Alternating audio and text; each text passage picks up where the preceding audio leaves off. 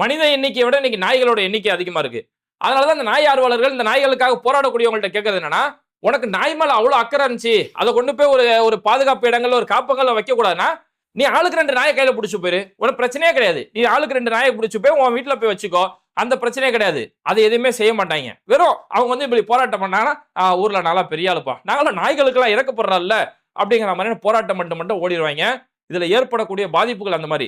யாரெல்லாம் நாய் கடிக்கப்பட்டு அந்த ரேபிஸ் நோய் பாதிக்கப்பட்டிருக்காங்களோ அந்த குடும்பத்தார்ட்ட போய் கேளுங்க. அவங்க கடைசி நேரத்துல குடிக்கக்கூடிய தண்ணியை பார்த்து பதறுவாங்க. அவங்க பதறக்கூடிய அந்த கதறி கதறியே பயந்தே அவங்க செத்து போகக்கூடிய அந்த காட்சிகள் இருக்குல்ல, அதெல்லாம் யாருக்குமே அப்பேற்பட்ட சம்பவம் நடக்கக்கூடாது. ஏன்னா அவங்க கடைசி நேரம் ரேபிஸ் நோய் ஒருத்தரால பாதிக்கப்பட்டுட்டு அவருக்கு இந்த தண்ணியை பார்த்து பயப்படுறதோ, இந்த சத்தங்களை பார்த்து பயப்படுறதோ, இது மாதிரியான அறிகுறிகள் வந்துருச்சுன்னா அவரை யாராலுமே காப்பாற்ற முடியாது. ஊசியே போடப்பட்டாலும் அவரை காப்பாற்ற முடியாதுன்றதுதான் இயல்பு. அதுக்கான வேற எந்த மருத்துவமும் கண்டுபிடிக்கப்படல. அவர் கண்டிப்பா மரணித்தே தீர்வார்.